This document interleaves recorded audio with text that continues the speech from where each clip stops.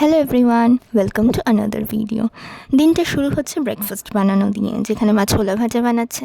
কারণ সকালবেলা আমাদের বাড়িতে বাবাও ছিল না, তখন বোনও ছিল না, তাই আমি আর মা ব্রেকফাস্টে মুড়ি আর ছোলা ভাজাটা নিয়ে নিয়েছিলাম। আমি তো আবার মুড়ি খাই না, সেই জন্য আমি শুধু ছোলা ভাজাটাই খেয়েছিলাম। তারপরে মা বসে গেছিলো সবজিপত্রগুলো কাটতে, সজনে আলু কুমড়ো দিয়ে একটা তরকারি বানাবে। তোমরা কারা কারা সজনে আলু কুমড়ো দিয়ে তরকারিটা খেতে পছন্দ করো, এটা নিশ্চয়ই কমেন্ট করে জানাবে। আর কোন কোন রেসিপি তোমরা সজনে ডাঁটা দিয়ে খাও, সেটাও কমেন্ট করে জানাবে। তারপরে মা দিয়ে গেছিলো আমাকে লাস্সি আর গ্রেপস।